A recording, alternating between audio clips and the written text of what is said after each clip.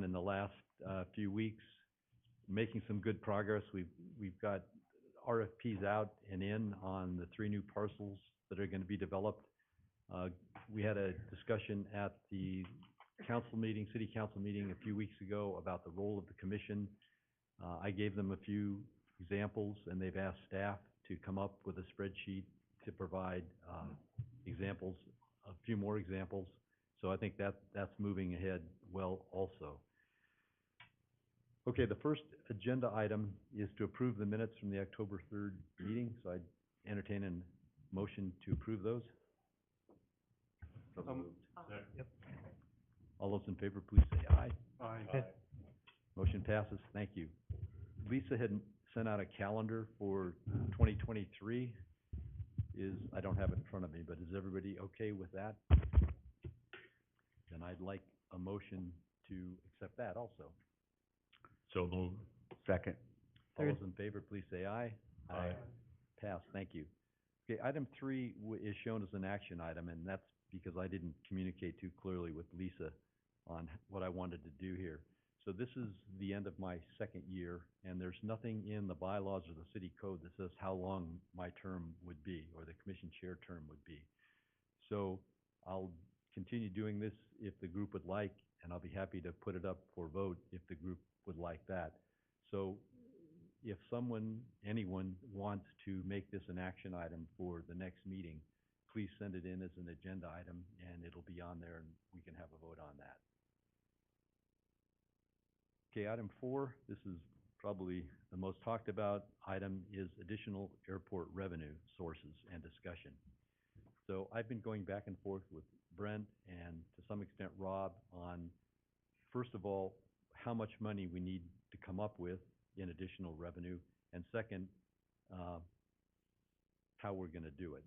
So Brent or Rob, please correct me if I'm off on any of this, but my understanding from Brent is that we need to raise about $300,000 annually in additional revenue.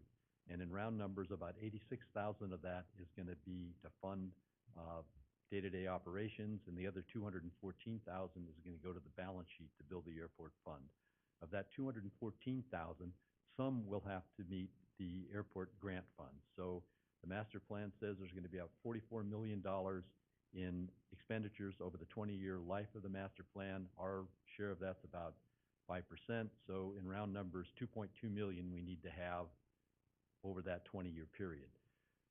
And then there's an amount to cover the cash flow. So we may spend a couple $100,000 on a repaving, and it may take a while to get reimbursed by the FAA. So if I understand it correctly, the city would like us to fund that cash flow issue out of the airport fund rather than other city funds. Brent's nodding, so I think I'm on track so far. Okay, good. Then as far as additional revenue, 2 main sources that have been discussed are an increase in the tie-down fees, and I sent Rob an estimate of what I thought that might be based on where the monthly fee was going to go to, and my very rough estimate of how many people would be there to pay that fee. So hopefully we'll be able to pin that down. Then, as you all know, there's going to be, or likely to be, some sort of a rent increase that we pay for hangar space, and that's going to be the subject of some further discussion. At our May meeting, May 4, we voted to sell 5001 Aviation Way. That, for various reasons, has not progressed rapidly, but Brent now has an appraisal. I think it was $440,000. And if I understand it correctly, you're working with the city attorney to come up with the process for completing the auction, setting a minimum on it, and all that. So it's also my understanding that that whole, whatever we raise, let's say it's 400, will flow to the airport. So that would cover at least a year or two of our shortfall. So that would be a good thing. And I don't know if that'll be FY22, FY23. Well, it won't be 22, FY24.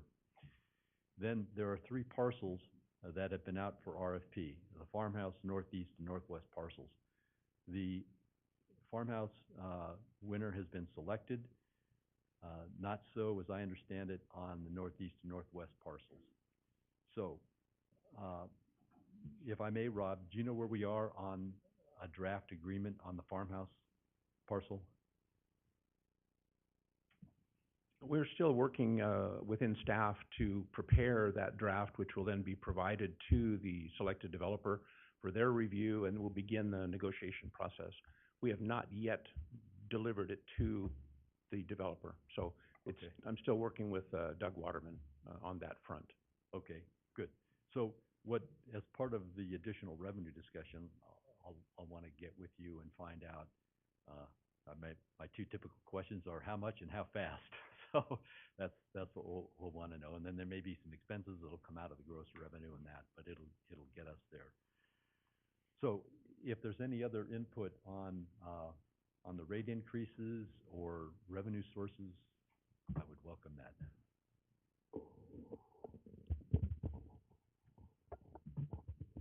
Thank you. I've been looking at some of the grant assurance issues here, and one of the concerns that I have about the approach to the rate increases is that there's kind of two conflicting forces going on here, I think. And that is that the city would like that airport to be economically self-sufficient and to do so apparently as quickly as possible.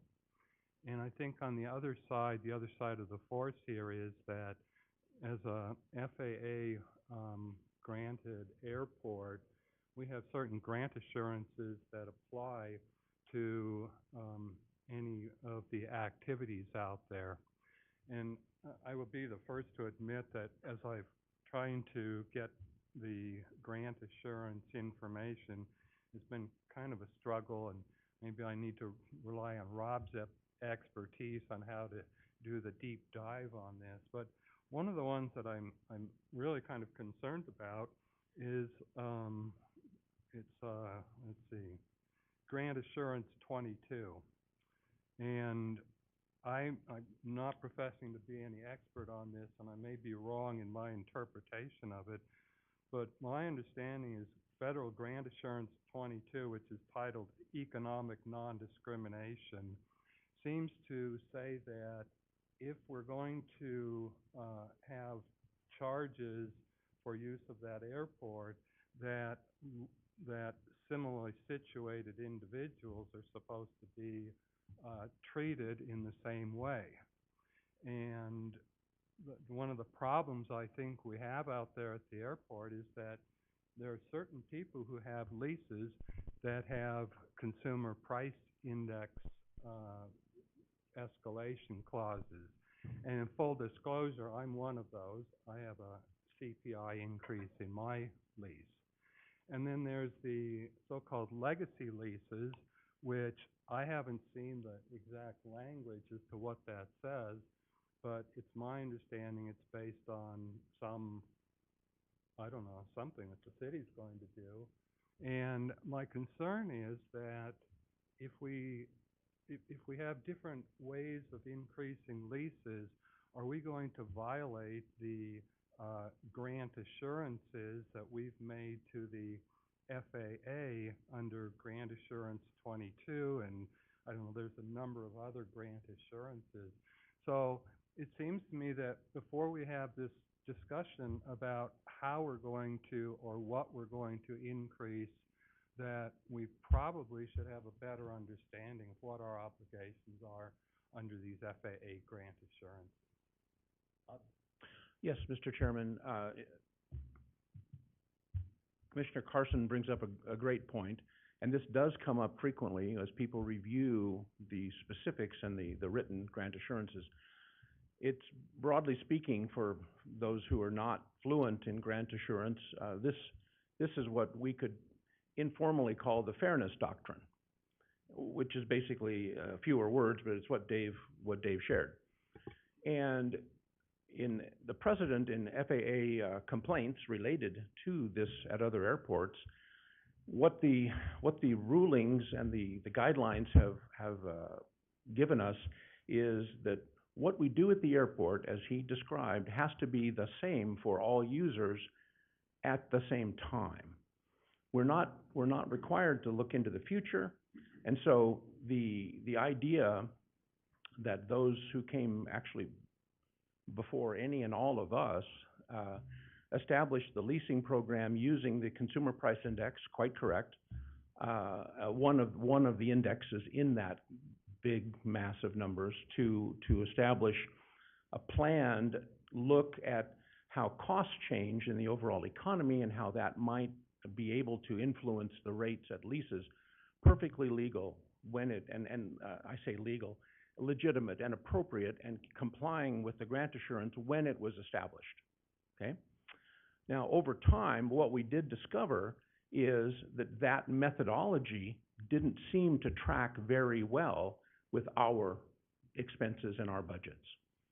So the rates that we were then charging for leases, as they adjusted upward with the CPI changes, lagged behind our actual budget requirements at the airport. So a few years ago, City Council opted to shift our lease template and eliminate the reference to CPI and go to a City Council adopted rate resolution, which is what we commonly call the council rate. Now, it's not a rate the City Council literally dreams up. I don't think anyway. Is that right, John? No. No, actually, it's a rate that we work up based on those estimates of the cost increases and our local picture of what our costs are doing. So it's intended to be a more appropriate way to adjust the rates. That's really what it boils down to. And again, in the eyes of the FAA, as long as we apply the same methodology to all the users who get a lease under that template, then we're working within Grant Assurance 22. So, to make sure I get this, if I have a CPI clause in my lease and Dave has the council rate, and let's say we're both today paying 22 cents, I can go up by 8% to whatever that works out to be, 25 cents, but he could go to 40 cents, and that wouldn't violate the non-discrimination provision. Did he have the council rate? No, or the, I'm saying, assuming he had the council rate. whichever one he had, assuming that when he obtained his lease, and we did all the signings, it was the same rate review that's offered to all comers who got a lease in that time window, then yes, we are within the rules. Yes. Okay, so, But yes, you're correct too, though, is that based on that, if your rates were the same coming in, you know, your CPI might go up 5, 7, 12. We've had some serious increases in recent years, but the council rate would likely almost certainly be different. Yes. okay, so as long as the council rate guys all get the same treatment and the CPI guys all get the same treatment, they can be different, but Yes, within yes. the group, that's not discriminate. Okay. Correct. Got it. So everyone who has that CPI rate still gets whatever the math is, and that's what we're in the process of reviewing that too, because there have been some discrepancies in the math, and so that's under review right now too, and we'll see how that all turns out. Okay, so I think I saw an email this morning that addressed what revenue increase might result from changes in the lease rates. That's gonna be a pretty important part of our discussion. Not the total amount that will be coming in, but the net increase that will help solve this shortfall in the budget. Mm-hmm. Do you have an estimate of when we'll have those numbers? You mean on the review? Yeah, based on, 'cause you're gonna have to make maybe some refunds. Some guys go up, some guys goes down, and some will go up by the 8% CPI, some may go to 40 cents, just so we can, as we're trying to solve this $300,000 problem, it'll be good to know what share of that can come out of increased leases. The math discrepancies that we have been uncovering, they have actually gone in both directions, as you noted. I don't really have a trend yet. We're approaching those, basically a rolling audit or rolling review a month at a time, because that's the way we manage our billing process too. So we're getting those numbers together. Whether it nets out to a net increase or decrease in our revenue, I really don't know. We are adjusting the rates immediately, of course, so that we're charging the correct amount. So my early guess is that I can't offer that there'll be much in the way of a change, either up or down. In total In rent total, revenue? right, when it's all netted together. Some individual okay. leases will go up some will go down some, potentially. Okay, There's been some issues about, you know, with, and I hate to throw the old system under the bus, but we dealt with a paper and a file, right, stubby pencil kind of a system for many, many years. And in some of those instances, there are occasions where a particular lease or two or three may have been even overlooked for billing for a billing cycle or two. And naturally, the leaseholders didn't complain much. You know, why didn't you bill me? So okay. I don't know what to tell you really with a specific answer to your question, other than we'll get it resolved, and we're pinning them down, you know, as we go. So we had an email exchange about trying to build an Excel file that would have all the leases and it would allow the computation of the correct historical amounts, as well as be able to model different rates going forward. But I understand perhaps this is being done with the finance department in a database format? That request, and I know that's of interest to you specifically, that's been on hold because finance is reviewing our methodology. And they have another program which they have put into place in order to comply with some other accounting requirements within the city. We're looking at the opportunity right now to possibly utilize that program in a more complete way to help us with those exact questions for airport leases. And that would be more of a database? Yes. Or a database system, and they'd have to maybe tweak their finance system to provide the information that you like. And that's the negotiation we're trying to work out right now. Do you know if they're, if the data they get in is exportable to Excel? Given the system that they're using, I believe it almost certainly would be, yes. But whether it comes out in a form that's readily usable, you know, for the purpose that you'd like to put it, I don't know yet. Is all that fair so far? Okay. Okay, and so your discussion with the finance department, do you know when that might, well, I guess what that decision point is whether you're gonna use their system for all of this, or whether you're gonna go to some sort of an Excel system. And then, once you reach a conclusion as to what system you're gonna use, then you'll actually have to implement that. Am I on the right track there? Yes. Okay. We naturally, we use the city's accounting system as it is right now to do the actual billings, and Sure. that's where the invoices get that those of you who are hangar owners have received. The question is this additional software package as to whether we can press it into service.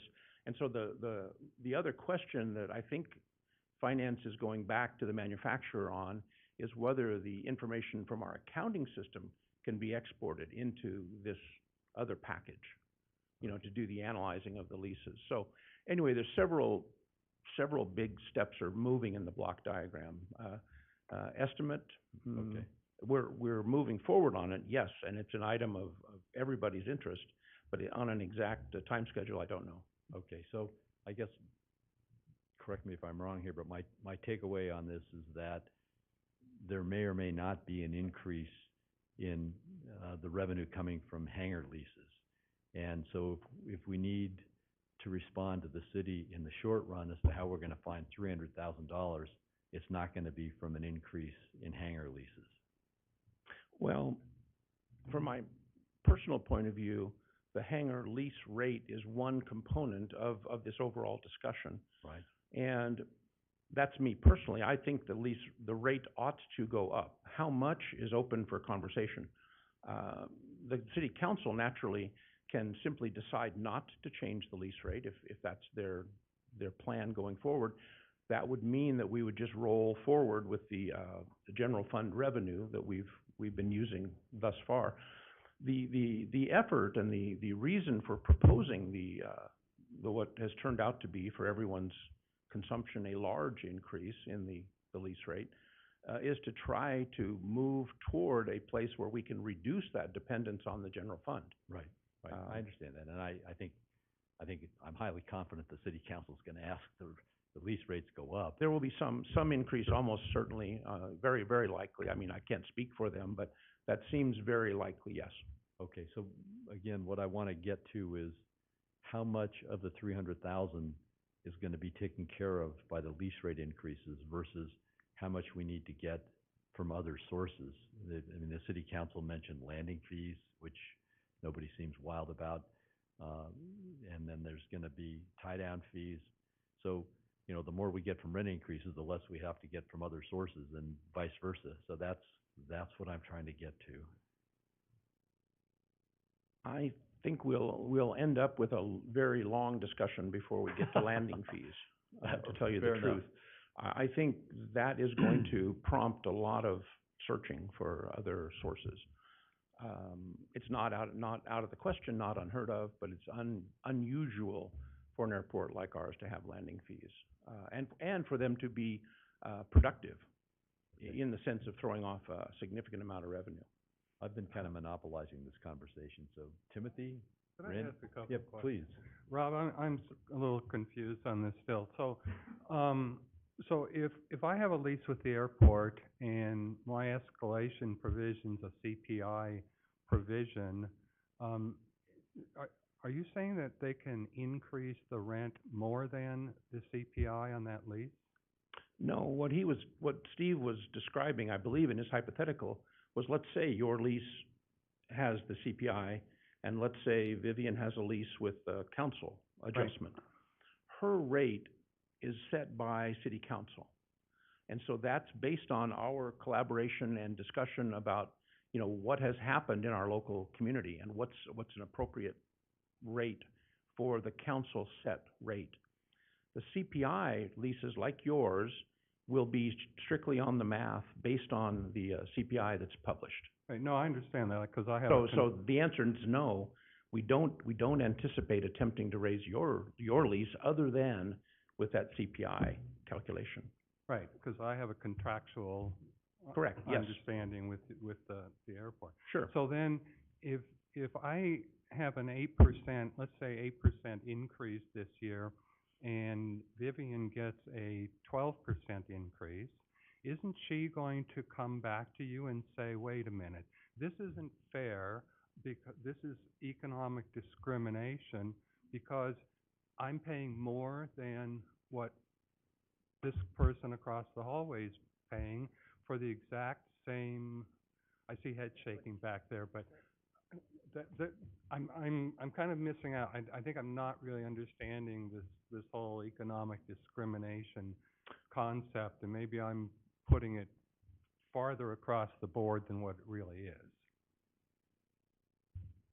Perhaps. I guess. But the answer is no. There isn't a play there, because when your lease was written, the CPI was the standard method we offered to every lease that was written. When her lease was written, we used the council set rate. Those are two separate methodologies to accomplish a common goal of adjusting based on a cost factor. For you, that cost factor that we agreed to use was the CPI that's published. In the case of the newer leases, we're going on the council set rate to adjust that cost factor. Well, and I'm getting that, but I guess I'm just thinking that that the fairness and the equity part of this whole equation is Vivian comes back and says, well, wait a minute, what would be fair is everybody pays 8%, because you're stuck with 8% for this group because that's contractually mandated under the contracts you have, and this group over here is paying different rates, but this would be the more fair, objective rate determination. So that's the part of this that maybe I just need to sit down and talk with you and get a little better understanding about it, but sort of the lawyer brain up here, retired lawyer brain, I will clarify that. Maybe that's what's going on up there, and I just need to read more about this. I understand the point you're working about the fairness, but what that would imply then is if our costs do rise, that we should come back to you and say, hey, we've got an agreement, but we really need you to accept an adjustment because we're gonna bump her 12%.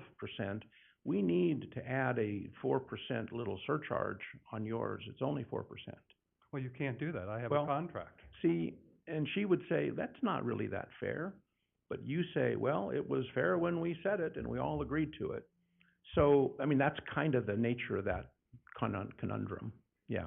Well, I guess the other side of this, I mean, if we go into a recession next year and CPI goes negative, are we all of a sudden going to come back and you're going to say, well, given a negative CPI, we're gonna reduce your rent?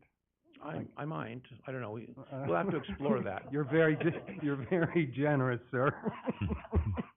Then I might be laughing at that point. I don't know. You're very generous with the city's money. Mr. Chairman, if I may. Mr. Oates, did we actually contact the federal folks on this, grant Article 22 on non-discrimination relative to their interpretation of it? Because what we're getting from the city legal, which I don't necessarily think is correct, they say it's, it's not moral, it's not ethical to do this, and that doesn't fly with feds at all. It's a matter of, do we discriminate or don't we? Have we talked to the feds about that? I'm not sure I understand. It sounds like you're asking two different questions. Okay. Have we talked to the feds about the grand part of this on Article 22, rather, relative what the interpretation of discrimination is? The information that we received was that if it's applied to everyone in that time block, then yes, it's fair. Okay. Was that from the Helena group, or was that from the From Helena, sure. Okay. And do our lawyers know about that? Have we approached them with that at all? The interpretation of that? Well, sure. Each time we adjust the lease template, our lawyers are the ones who actually do that work.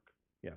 Okay, because I'm still trying to figure out where the ethical and moral concept comes in, because whatever the feds say, that's going to be what it is. Well, the question that resulted in that answer was whether or not it was appropriate to adjust Dave's lease, because Dave is on CPI, and one possible approach that had been bandied about a bit in a brainstorming mode was, well, why don't we just unilaterally change all of the contracts that are CPI based to shift them over to council rate?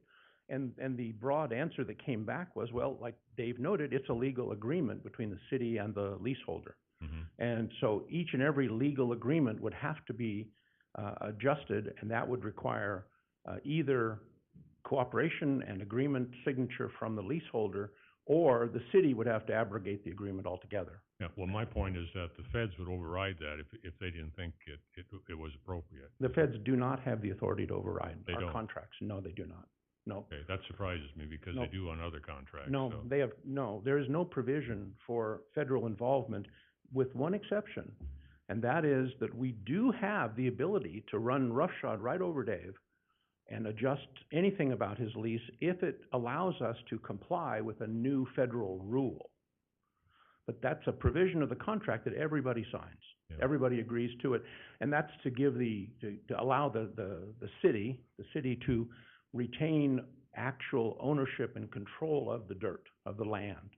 So that provision says, hey, if we need to build a new crosswind runway or something, and it's going to go right through several people's hangars, we can take those hangars and we can relocate them at our expense, and they can't really do anything about it. That's just a part of the agreement. Or if a new rule would dictate, and I'm not quite sure what circumstances might bring us to this path, but if it dictated something that caused a change in our pricing structure or the costs that we incurred related to the airport, then we could conceivably change everybody's contract. But that's the only direct involvement the feds have. They tried this when I first started here to direct us to do that, and we said absolutely not, because our lawyers said we don't have enough money to go to all these court hearings.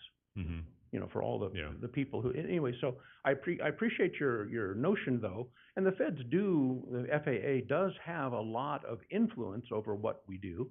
Our entire lease structure and our contract, as its underpinnings, really is based on FAA guidelines about how we, as the city's airport owner, can appropriately offer this land for use by everyone who has a hangar. Mhm. So it's a delicate tap dance. I think the bottom line here, and I can't speak for all the council members, but I think that what they're looking at is similar to to dovetail what Dave said. If everybody's got the same agreement, the same price, I think everybody would feel a lot better about that if we can get to that point. I think Well, that's the key. and to that point, we're moving that direction one agreement at a time is what it comes to. Mhm.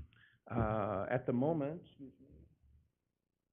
Because I think the council is getting a little restless regarding, I've been able to hold them off until at least this month, but, you know, well, we gotta come up with some answers here quickly. and I appreciate that.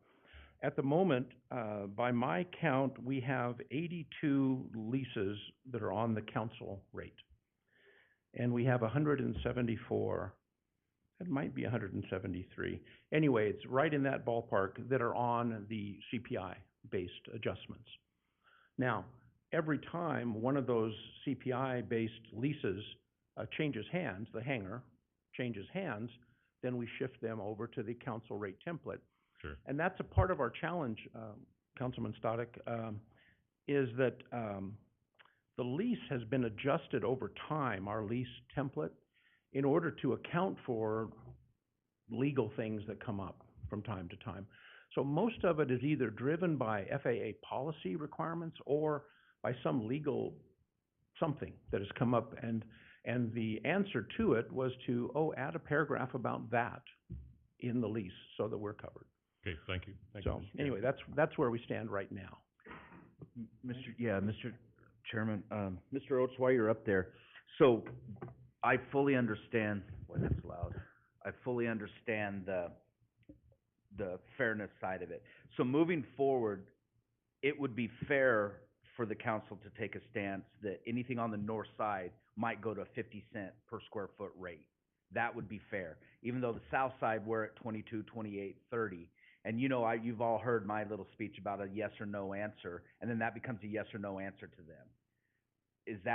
Would that fall within your understanding of the fairness on the FAA side? Because you're proposing to raise 20% of the leases, 85%, so obviously that's fair, or you wouldn't propose it. So then we could move to the north side and say, we're gonna charge you 45 or 50 cents on this side.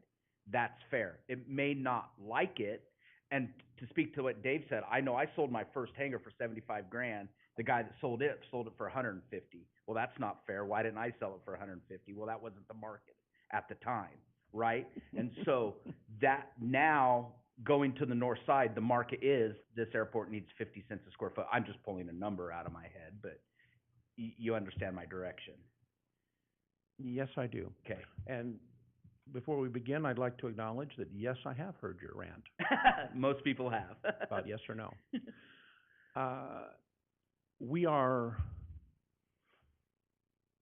We're exploring the opportunity to have a different lease rate on the north side. We are looking into that as a part of this overall game plan. That if we can, that this is a case where we do have to double check with FAA powers that be, because we would be establishing a two-tiered system at our airport. The mechanism that might permit us to do that is if the services that we offer on the north side are substantially different, and that is to say improved in some various ways, we may be able to do that. So I can't give you a hard yes that we absolutely will do that, but we're certainly looking at it. Absolutely, yes. So then maybe we look at, and I believe Chairman Khan has asked this, and I don't think I've heard the answer. What is the projected increased revenue based on the north side that we have the RFPs for, then the RFP for the farmhouse, and then something else I don't know that's been factored in. I know I'm bringing, hopefully they all sell, 47 to 50,000 square feet of hangar space available in 23. I'm sure Red's bringing, from what I just know of out there, probably another 30,000 square feet. That's 80. My calculation, we should be able to get to 100,000 more square feet of hangar space out there in the next 24 months. Is that been calculated? / for that second part to that question is maybe the new 2023 rate is 45 cents. Not go back and go to the agreement that we've made with previous hangar owners, but moving forward, if I sell one of my hangars, or as these are changing, the new rate is not just north side, but anything moving forward is the new rate. And again, it goes to a yes or no decision. Because that's my rant. I entered into an agreement with the city on a yes or no, and now you're wanting to change the game on me by 85% on one of my properties. And I don't take that lightly. That ruffles me. And I absolutely know that you don't. I know. Yes. I'm quiet about it. With regard to your specific question, though, about the hypotheticals, I will have to apologize and say that I've been spending most of my recent time in the here and now. And hopefully, I can look over to my left and see if we can get some hypothetical input on your specific question about the new properties. Yeah. I mean, are we factoring that into the current budget? Mr. Chairman, Commissioner, I need to show you some numbers to answer your question. It's not factored into the current budget. The current budget is already approved, right? So this budget is a done deal for this year. So we're addressing now, how do we make things better in the future? Real quick, Britt, based on that though, isn't this budget balanced this year? Yes. Because we're in a design year with the FAA. Right, yes, it is the balanced budget this year. And So as our fellow councilman, commission member goes back to the city council in a few weeks, we can say, we can pull the reins back a little bit because we are working on a 24 budget, right, yeah. technically. Yeah, so that is correct. Okay. We're working on a 24 budget, and basically what you're doing is shaping, we should be taking a longer look, right? Are we gonna be okay in the long-term future? But I wanna answer a couple of your questions, and Mr. Chairman, if that's okay.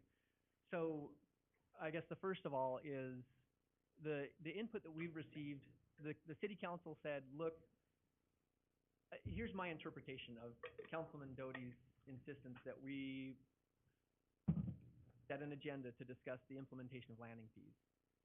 Is saying to us, you bring us a plan, or we're gonna make you a plan.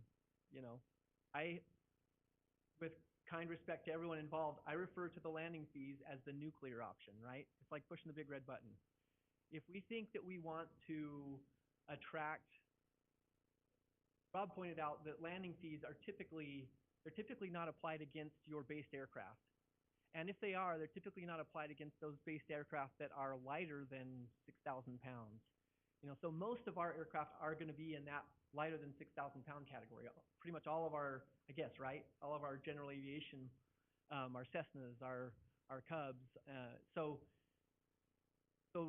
there is technology out there to implement landing fees at a non-tower airport.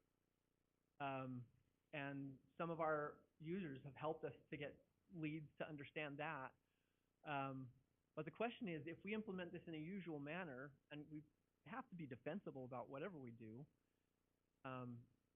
we could end up in a situation where the technology costs us several $100,000, $1 million, and we revenue $150,000 a year from it, you know, or something. So we want to, of course, avoid something that's such a poor value prospect potentially. As it was proposed, it was everyone's paying landing fees. It's $5 a pop, you know, and it'll generate this much money if we fill every movement. Well, the reality is that if we were to implement landing fees, then people who are doing practice maneuvers here, that are doing touch and goes, they're gone. They're going to take off, pay their landing fee with misery, and head somewhere else and do touch and goes where there's not a landing fee. And then they're going to come back. So our movement count goes way down. And then potentially our FAA support goes way down because the number of movements that happen in the airport is important to the FAA, and it gets their attention when they're deciding whether to give us federal funding. So that matters. So my interpretation of this is we need to bring them a plan, and say, we need to bring the city council a plan and say, hey, this is how we can get there. Now, I'd like to just acknowledge there's been comments about, right now, the city council in this budget in 2023 has included $86,000 from a discretionary source, from sales tax. State revenue funding sales tax is what it's called. And that is the subsidy, really, if you want to call it that. This is, in my humble opinion, we should not be, our discussion with the council should be turning at the moment towards, because that's not the whole shortfall, right? The shortfall consists of our average cost to pay the match on our federal grants. So if our federal grant this year is $500,000, we have to pay 7.5%. Division of Aeronautics, FAA says we're going to do 90%. Division of Aeronautics usually says we'll cover 2.5%, and then we got to cover that last 7.5%. And so in this year, we got a pretty small grant plan in the capital improvement plan, and so it was easier to balance the budget, thank heavens. In the next several years, if we end up with a big project, right, then you end up with a big match. And so we can't be tweaking the leases. Well, this year the leases are going to be 50 cents, and this year they're going to be 30 cents. You know, we got to set something consistent that allows us to say, okay, year to year, we're going to be able to pay our average match. And some of that's going to float with a savings, and some of it's going to, we're going to spend that away in some years when we're paying a bigger match, and we're going to recover some of that in years when we're paying a smaller match. So that's really what we're trying to cover. If you look at this spreadsheet, I'm going to zoom this yellow box in because that's really where the relevant information is that we want to look at. I've seen this box before, and I apologize because my spreadsheet, there is a lot that goes into preparing a budget. This spreadsheet is what we feed into the city's, it is the source document that then feeds the city's finance system. It is audited every year by the finance department and by a third-party accountant, but it's not perfect. And we have found errors that have been located because of questions that people have asked and public records requests and questions from Chairman Khan. And one of those is, for instance, in the 2027 budget year, I had errantly added an extra, it was a $433,000 project, and I had put $4,333,000. So I had an extra significant digit there, which is a big deal. So that helps us some. So I fixed that. And then something that was pointed out to me by Stan was that I had $2,000 in here, and basically I had put that number as in a placeholder, and we had never come back and addressed it. So Lisa dug through the leases and got me all of the non-aeronautical leases and the agricultural leases. Part of this was because Stan was saying, seriously, you're making $2,000 on all that ag land? Well, yeah, that's a problem. That doesn't make sense. So we got those numbers, and here they are. So this is now this jives with, if you look at the average, I'm going to show you another spot in the spreadsheet. Look at the average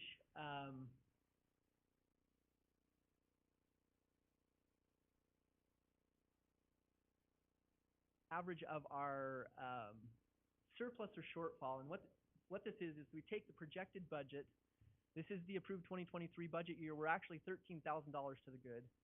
And as the city council worked through the budget, at the end of the budget, we received a bolus of $20,000 in property tax revenue that was coming in through the airport levy.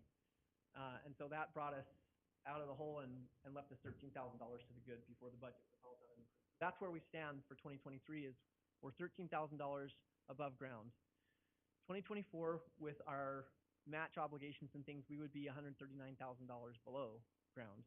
And then the next year would be $74,000 above ground. Now, I have to tell you, these numbers I'm showing you here anticipate that the city council continues to support the airport at not just the same level, but with a growth rate on it for that state revenue sharing sales tax.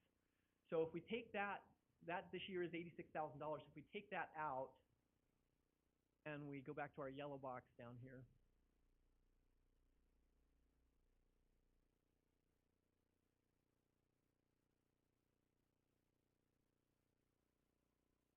then we're ending up basically right here. We get the ag leases accounted for. We take out that $89,000 because all of these calculations were, hey, what do we got to do to not have to ask the city council to put money into the budget that they have the authority to put somewhere else? And that puts us this negative $272,000 a year, and that's averaging our match rate. We're okay for 2023, but if we average those highs and lows, those negatives that you saw in that, that's where we land. And that is, now what this is doing right now, I'm anticipating this is no change to the lease rate, okay? Before when I showed this to you, if we were to say, okay, well, let's put this up to Nampa. What would it do if we went to the same lease rate as Nampa? They just changed theirs to 33 cents a square foot. So we can put that in here. If we put in 33 cents a square foot, then that takes that revenue. I'm going to undo here so we can. So here we are, the revenue we anticipate from council lease rates or council lease contracts is, with no change, 54,908. And if it was changed to 33, and I'm not saying that's where it needs to go, this is demonstrative, that would take it up to 79,000 and bring that shortfall down a little bit. I'm not accounting here for the change in the tie-down fees so far. I just haven't had time to do that. I had strep throat at the beginning of this week, and well, through the weekend and the beginning of this week, and I am a little bit of a health wuss already with some other health conditions I have, and it knocked me back pretty good. But so that's, I just wanted to kind of show you, that's kind of what we're working with. Now that said, we have received several ideas from the commission and from other airport users. And that's important because why not draw on the whole brain trust for number one? And number two, if we had a feel from all the users, we gotta pay for this, we gotta pay for the airport. And I'm just characterizing right now that what the city council's putting in is a smaller fraction of the total question, right? So let's pretend that's not an issue at the moment, because and solve this problem, and then come back to, you know, how do we start getting on trajectory to solve the problem? And then hopefully we can do that in such a way that we could go to the city council and say, hey, we can solve this problem over the course of 5 years or something that's going to be more palatable to the airport users, where we're pulling the whole brain trust in. And if the airport users say, hey, airport commission, hey, city council, I'd rather pay a 10-cent higher lease rate than have landing fees. And that probably, I'm going to make an assumption, that's probably an easy answer. If we make that comparison to fuel flowage fee, maybe people feel like, yeah, it's not a big deal. Nampa's charging a 10-cent fuel flowage fee. We don't mind a 10-cent fuel flowage fee. We have work to do because we've got to negotiate with those who sell fuel to establish that, to establish a fuel flowage fee. But anyway, pulling all those ideas in and kind of creating a plan. And I have to tell you, Chairman Khan has been working hard, and Rob has been working hard to try to come up with how do we bring, what do these things amount to? That's why Chairman Khan is asking, what's the difference? And that's why Randy's asking, what's the difference that we're going to get from a change here? How much is it helping solve the problem? We get feedback from the user community. What would they rather see? That would be nice to help us shape this. If I'm a Verizon customer and Verizon says, well, Brent, do you want to pay a higher fee on your account generally, or do you want to pay, you know, just a higher per minute cost or whatever, as a rough analogy? It's nice to have input in that, and the airport user community, I've talked to several folks. I mean, it's a family out here, right? Now there's strong opinions and there's disagreements and there's beefs between Fixed Me and Rotocrat, get all that. But really this is a group of people who've all been here for a long time, and so we want to correct things and let's get the input and get something put together that's going to, number one, help us solve this shortfall in being able to meet our match. And then number two, going to help us be able to reassure the city council that we're going to be able to back up on how much support we're asking for that's discretionary to them. Anyway, sorry for my long. Can I ask one quick question based on this, just super fast? Your 241,000 square feet of lease council rate square footage, that's current. Yes. Again, that's not figuring in, nowhere have you figured in what's coming in the next 12 months. Well, okay, yeah, good question. So that I have done, but it's approximate, of course, because it's based on the existing utilization of the airport, which is about 14%, and it's based on the development area on the other side. I didn't make that calculation specific to the farmhouse. Obviously, if there's more developed area there's more area controlled by the leaseholder, then there's going to be, and they'll come in at whatever the adopted rate is. If it's 227, that's still going to be an increase over, because the farmhouse, we're leasing individual. But what about like the 50,000 I'm bringing online this year? Have you factored that in? 'Cause that's more, to me, that's more apropos to this conversation today than even the farmhouse, 'cause you gotta go through the developmental agreement, they gotta demo, they gotta build, permit, I mean, there's a lot until that's actually leasable land at the farmhouse. Yeah, that's a great point. I've and I don't- ordered buildings, so mine are gonna go vertical shortly. I think the answer is no. I don't think we've included, this is today's 'Kay. lease rate. So we haven't included what will be brought online by your project. And that's something we can just start adding to the tab, right? Essentially, what Chairman Khan has been trying to do is, here's the tab, here's the shortfall we gotta come up with. This increase is gonna add this much to the picture, and this one's gonna add this much. Fuel flowage fees is gonna do this. And, so, ideas that have been proposed out there, shade hangers, we wanna keep adding to the list and getting there. I think we need to unify as city staff, the airport commission, the user group, in such a way that we can bring a plan back to the city council and say, don't push the nuke button, right? Okay, I'd like to give everybody a chance. I'll Timothy, stop. you haven't Thanks. had an opportunity to ask questions, so please. Sure. So Mr. Oates, if I can ask you a question. I'm gonna shift gears a little bit here. So looking into the future and income generation, and this goes along with the landing fees, what would it look like and what would it take to get grants to extend our runway? And the reason that I'm asking is, if we're seriously going to look at, landing fees as a form of, profit for the city, for the airport, we're not gonna get that through GA. And I can tell you right now, local businesses aren't gonna stand for, being charged a landing fee, for example, for flight training, okay? That's my side of the house. We would just go to a different airport. It's pretty cut and dry.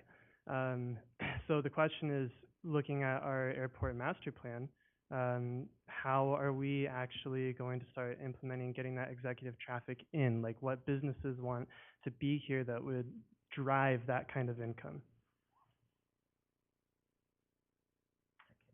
Yes. Oh, this was not a yes or no question, was it? Looking for a little more, but So your very first comment about the extending the runway. We have had that runway extension plan on our master plan for several iterations of the master plan, contemplating that at some point, we will extend that runway.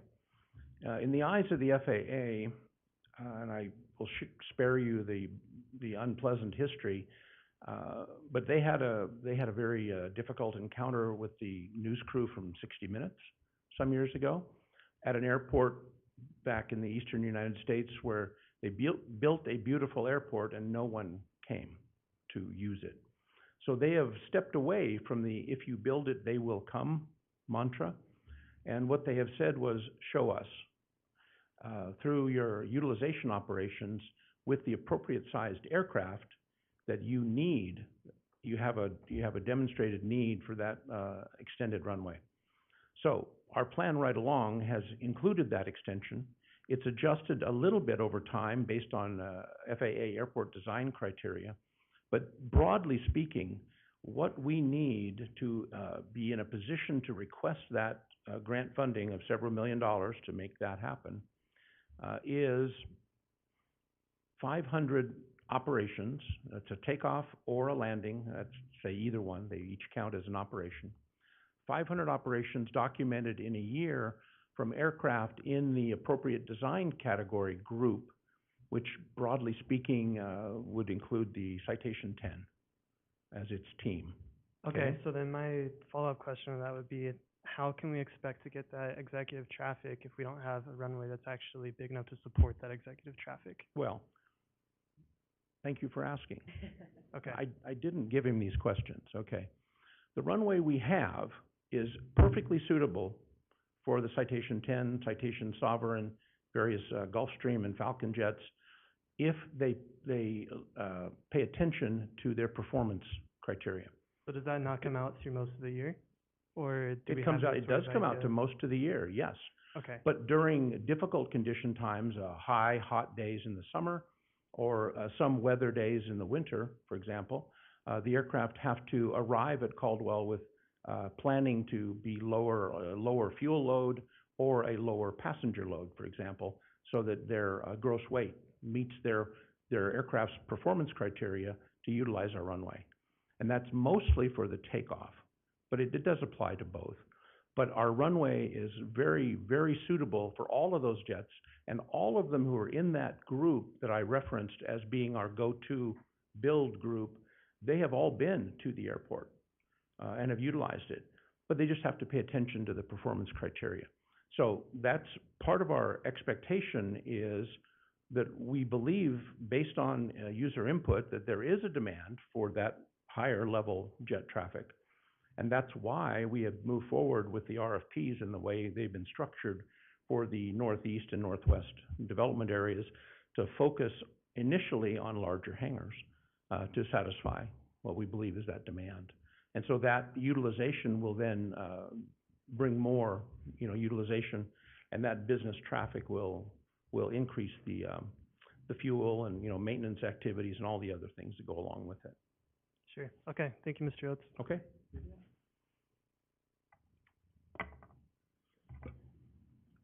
I guess my thought on this is, I've been to several city council meetings, and they are getting very frustrated with us in regards to this. And we keep saying, we need to get them, we need to do this, we need to do this, but when are we gonna do this?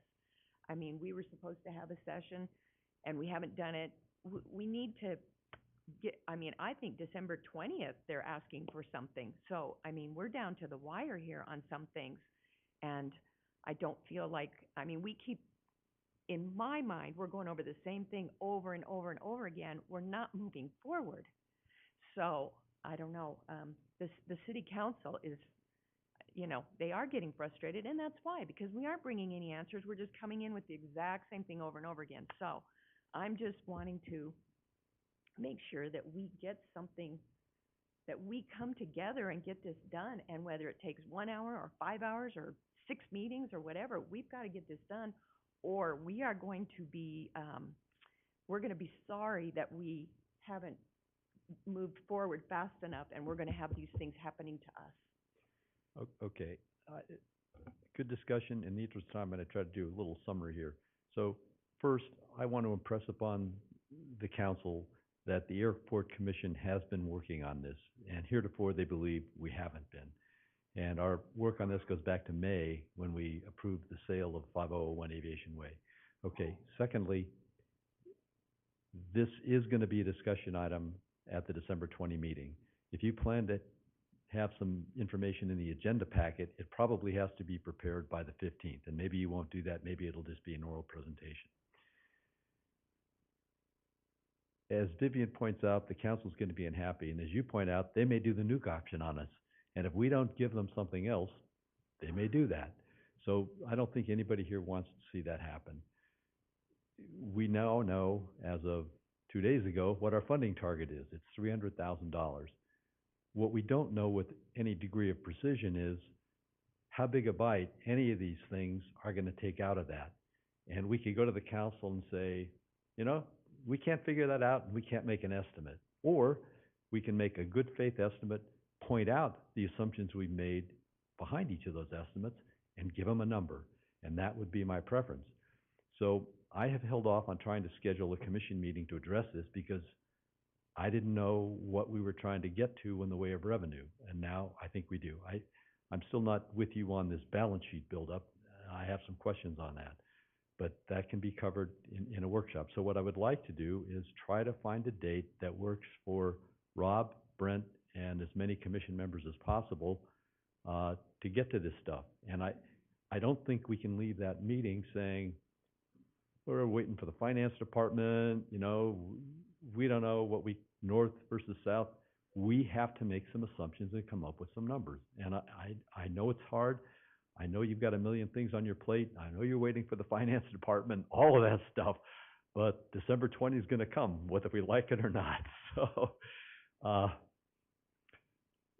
would entertain thoughts on a meeting date. And I know that you guys all have a lot of meetings and everything's scheduled. So I don't know, does anybody want to propose a date? Well, before we go to that, Mr. Chairman, I've had the opportunity to speak to a few councilmen after the last meeting, moving into this next meeting. And I think inadvertently, they didn't realize that their vote to not do a rate increase meant zero rate increase. I think to speak to what Vivian is saying, let's give them something. Let's give them the CPI rate increase. Let's go in unified as a commission saying, we agree with what our contract says. The CPI rate, that 8%, 10%, 7%, whatever that number is. And reiterate that we are about, man, that's loud. Reiterate that we are a balanced budget. This doesn't have to be solved in the next 48 hours like they're trying to think it does. We do need to solve it and give us a date, but maybe not December 20th. But here's what we are giving you. Let's do this rate increase right now. We approve it. That's what our contract says. Because the two city councilmen that I spoke with did not realize that when they said, let's not do a rate increase, that even stopped that. And I think we need to give them that back, if that makes sense. So I would make a motion that as an airport commission, that we move forward with what our contract says and the CPI rate increases to what they can across the board on all the leases, whatever that looks like. So, just to be sure I understand that, Randy, regardless of what, the lease may say, you're proposing that the increase be no more than the CPI, even if a contract might allow that? Yes. Yep. That we're not doing what I consider a second nuclear option, and that's an 85% increase. We are doing what we're all expecting. I just got my assessment, and I had no rate increase. Okay, And I would expect a rate increase. and this would be in the form of our recommendation to the council, and perhaps we can model what the revenue would be by applying that rate increase. Yes, because again, we're an advisory board to the city council. We need to advise them that, hey, inadvertently you did this. We don't even agree with that. Give us the rate increase that we're all expecting. Let's get some money coming in. It's not enough, not even close, but we're moving forward. And then speak to what Vivian said. We are working on it. I've told both city councilmen, we need to get in, and I just told Mr. Stoddard that we just need to get into a room, order some pizza, and sit down and figure this out, right? And it isn't gonna happen in decorum and 1-hour meetings. But let's give them something moving forward, December 20th. Hey, we've met, inadvertently this happened. We agree that we need to do what our contracts say you can do. Let's do what that is, that CPI index, and move forward with that. Okay, so Randy has a motion. Is there a second? I'll second that. All those in favor say aye. Aye. Aye. All those opposed? Okay, the motion passes. Okay, now let's try to, come up with a date. And I think Brent and Rob, you kind of know where we're gonna need some specific input or best estimates. So maybe I'll look to you, Brent. I think you have the fullest calendar. Mr. Chairman, I think what you're asking for is, we need a workshop time, right? When we can work for 3 hours together or something. Yes. Yeah. And if I may, I have a couple of suggestions respecting that. One would be, you need to garner in as much input as possible from the user group. Yes. Two would be, we need time, once we get the input of that nature, to try to size that up to what does it mean, what does it translate to in potential revenue. So we can get that input so that we can come to that meeting prepared, and we can say, instead of saying, okay, well, let's crunch the numbers right here and right now, we got the numbers crunched, right, already. That would be helpful.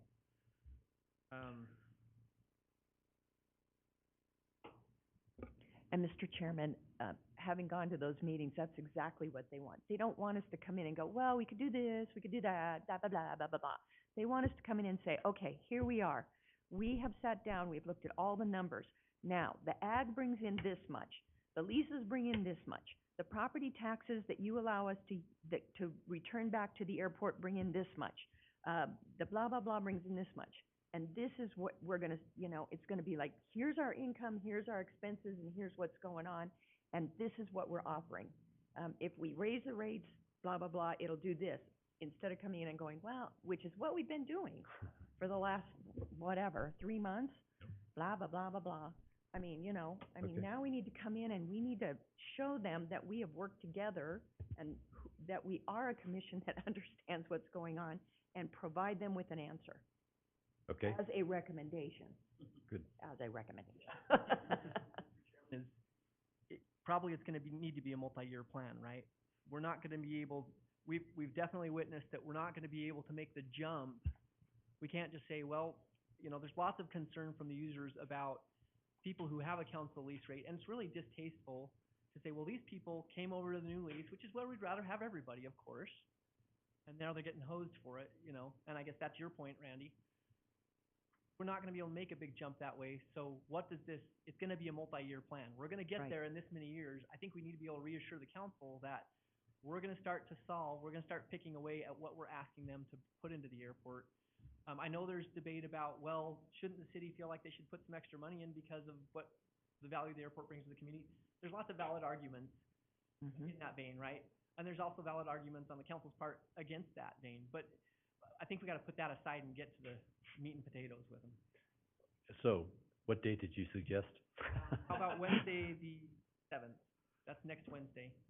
That's a week from yesterday. And can we do that, let's say, starting at 8:30? Please. And Mhm. so my preference would be to have sort of squished together tables where we can better share information, and perhaps we can do that at the airport. Do we have to have these discussion meetings here?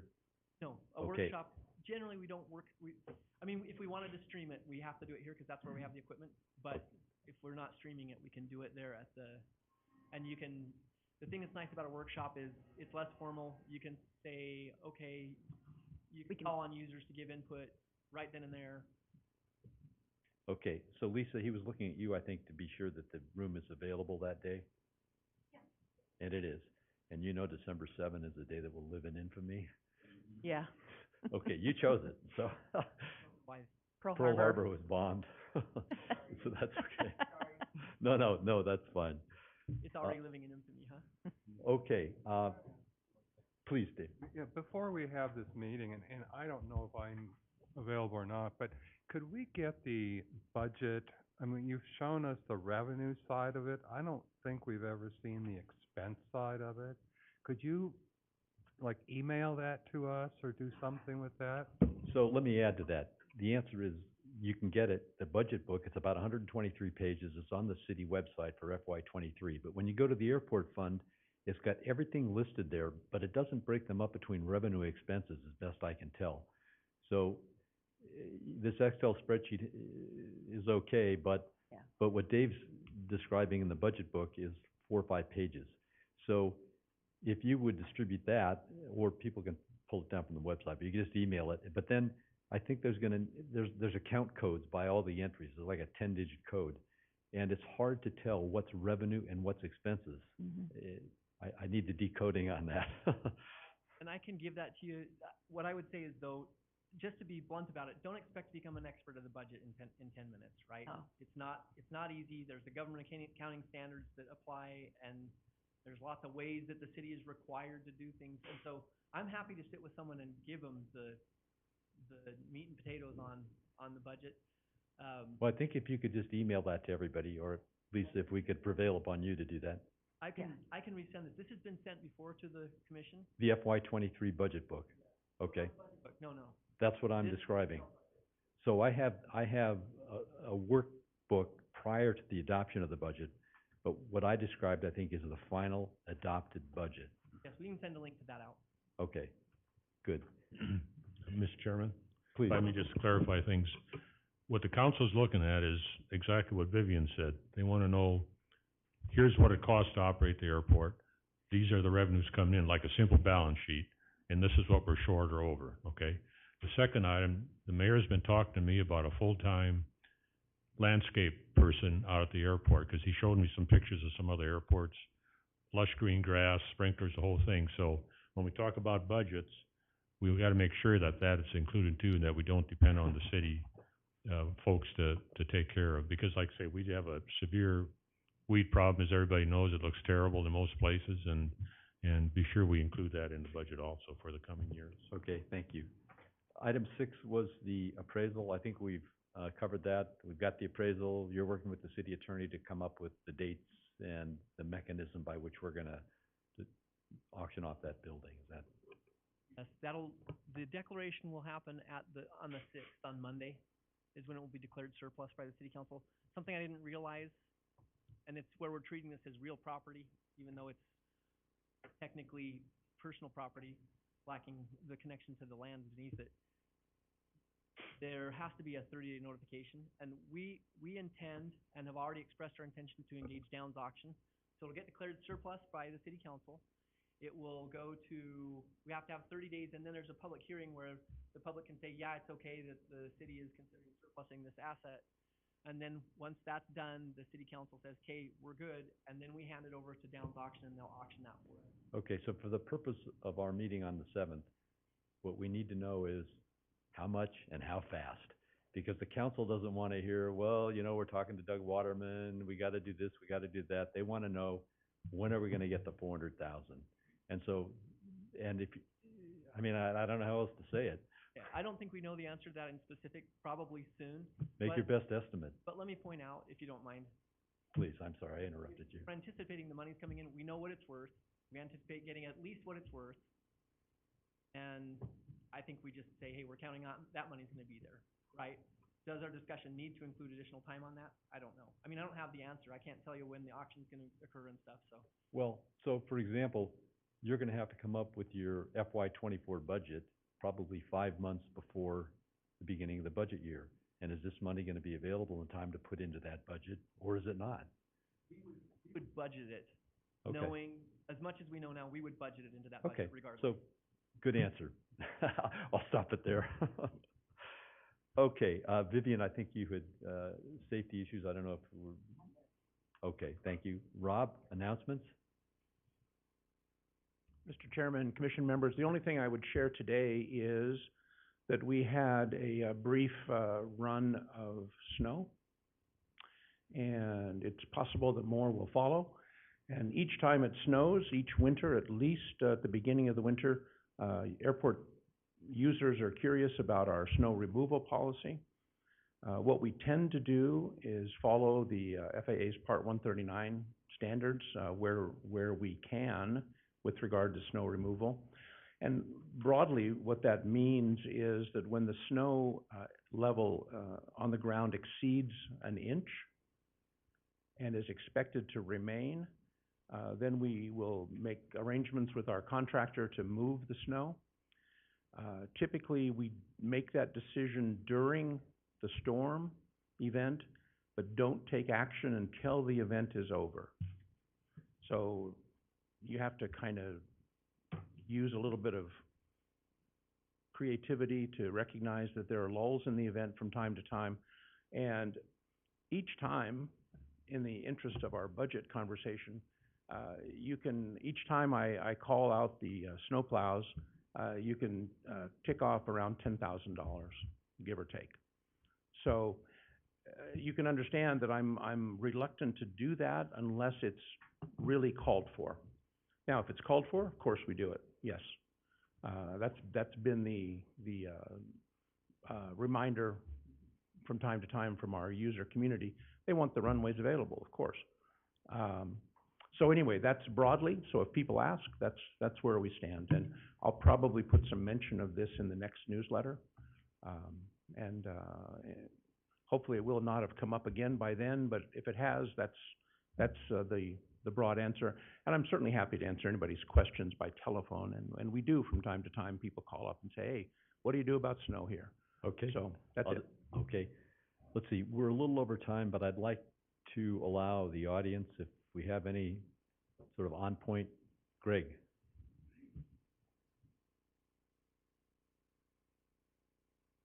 For some of you I haven't met before, Greg Swanson. I was on the Airport Commission for about 5.5 years, attended meetings for probably 15 years. I've been out at the airport attending and visiting, eating at the cafe for over 20 years. I have a hangar and airplanes out there.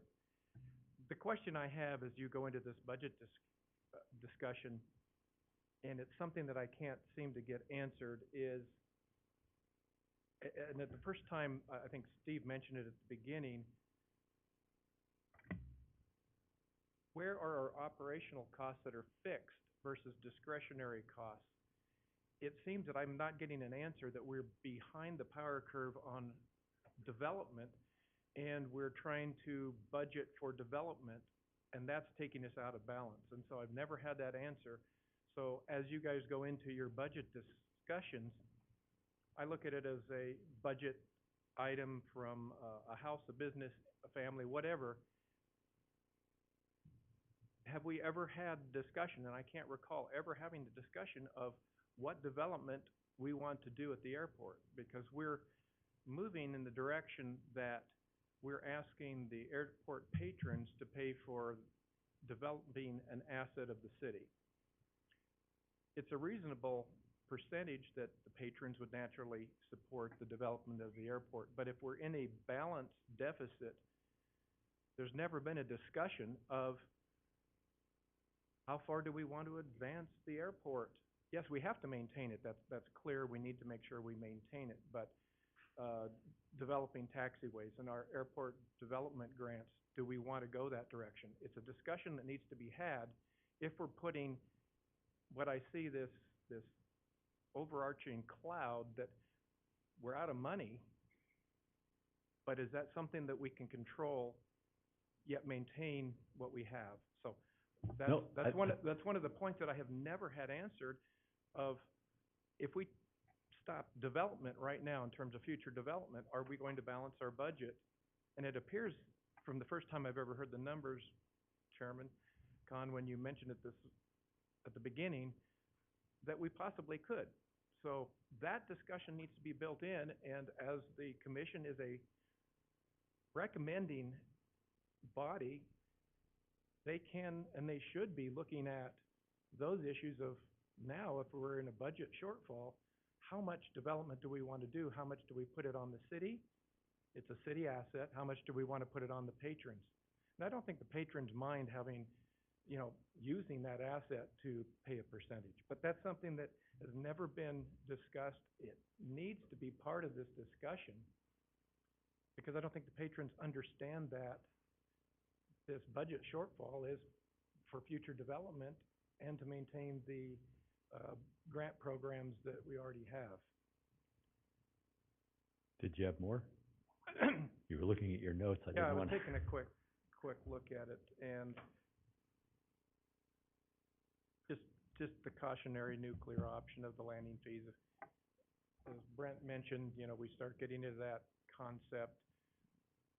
Are people going to pull out of the north side development? If they hear that coming, why would I put, $2 or $3 million into a development if now this is on the horizon? So it's just a long-term economic asset to Randy, you look look like you were trying to.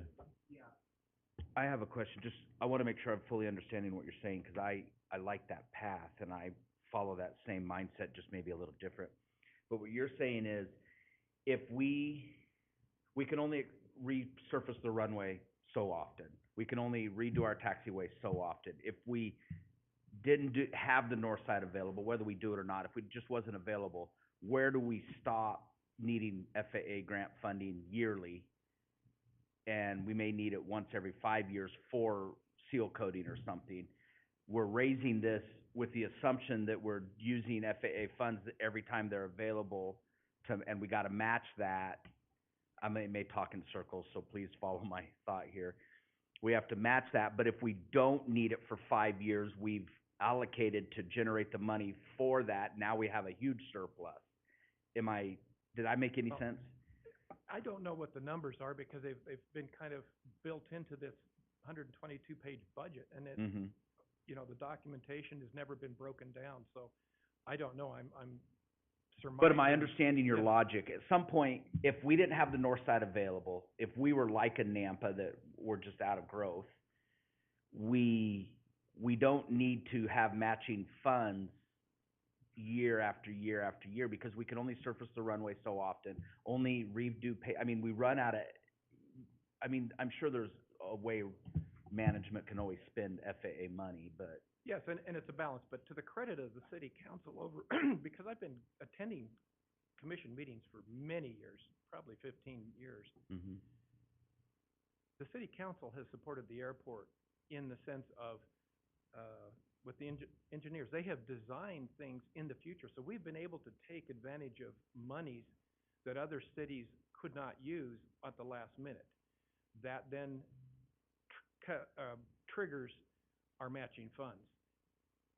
That foresight has allowed us to have some great development out here that we couldn't have got for a number of years. So I'm not trying to cast aspersions on looking ahead and being prepared, and especially in the engineering side of it, for when those excess grant monies are available. But I'm just saying that we also need to look at this budget very cleanly and see, just like any other business entity or family entity, what's our budget, what can we afford? And that's never been a discussion that I've ever really seen come through the commission or the Okay, council. I think that's really good, the multi-year element, and that gets to your point, Brent, that we need to figure this as a longer-term solution and not a one-year solution. And the master plan, well, it says we're gonna spend 44 million, it also has like 3 or 5 year blocks as to when that money's gonna be spent.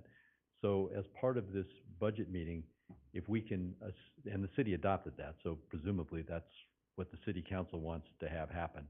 So if we can say, in each of those blocks or in each of those years, we're gonna have to come up with our 7.5%, that will help us in this planning meeting to come up with what we need to do to the balance sheet.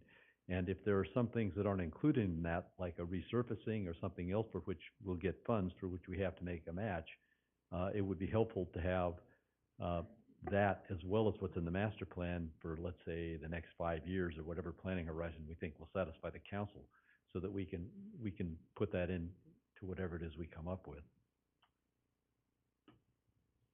And then, again, and perhaps this is for Councilman Static, I think I'm probably the only one that's been attending meetings beyond even before when Rob took over. All of a sudden, I get this sense that the city council is now coming down on the commission all of a sudden because here's this budget shortfall and this issues come up. All those years, I don't believe that the airport commission has really ever been presented with a crisis like this. And so just as a cautionary tale, I think that the airport commission is now moving and doing a very good job of trying to solve this problem on a very short-term basis that they haven't had experience with. So that's just a comment that they're caught with this problem that's been developed. I mean, the lease rates were never monitored over the years, and so this commission has been caught with a problem that wasn't of their instigation. So, thank you. Mr. Chairman, we understand that too, and, but do understand that, most of the, councilmen, they've been elected by taxpayers, and taxpayers, I'll use the golf course again, I was on that committee, and we got that turned around, took about 5 years, but we were contributing as much as $250,000 a year just for a few people to have their fun, and that's, most of the city council believes that those entities ought to be able to support themselves. So, but we do acknowledge what you just said, so. Okay. Mr. Chairman, I need to offer a bit of clarification as well, because the words are critical here. I've been airport manager for approaching a decade, a little over a decade actually, and for that entire time, we have not done a development project. We may have some development projects contemplated in the future, but the model that we've shifted to, beginning with the project that Randy and his company are performing down on the Houston end, pushes development efforts and development costs directly onto the shoulders of the developer. And he well knows that. That's a yes or no? Yes. So, and I mean, I appreciate Greg's comment, though, about how what we do, we may have some opportunity to refine what we request from FAA, so therefore we can adjust the match requirements. And we do monitor that very carefully, but everything we do is maintenance oriented. So it's development, maintenance. We have more asphalt than any other GA airport that I'm aware of with one runway. Let's give it that caveat. We have an enormous amount of asphalt. So simply maintaining the asphalt is a tricky proposition for our airport. So everything we do is really focused on maintenance. Lately, we rebuilt, the taxiway last year, a couple years earlier, the runway, a few years before that, the enormous, apron, area. Lots and acres of asphalt. So anyway, everything we're up to lately is focused on maintenance, okay? And it would be a luxury to take a year off. So that isn't contemplated in any of our budget, development efforts. Okay, thank you. Stan? Yeah. In the interest of time, if you could keep it concise. Stan Seward, and Thank you. I can say I'm very pleased to meet here. It's a wonderful forum, and I'm also very happy with the seriousness of the discussion. And I think this year is the first time I've really seen the Airport Commission step up, and it's a lovely thing to see you guys work. So thank you. I feel represented. And on the topic of representation, I want to talk about in this country we have a strong tradition of no taxation without representation. And as we talk about capital projects, I can't help but think about this runway extension. I want you guys to have some input in that, because the pilots I talk to, they're not interested in funding a runway extension.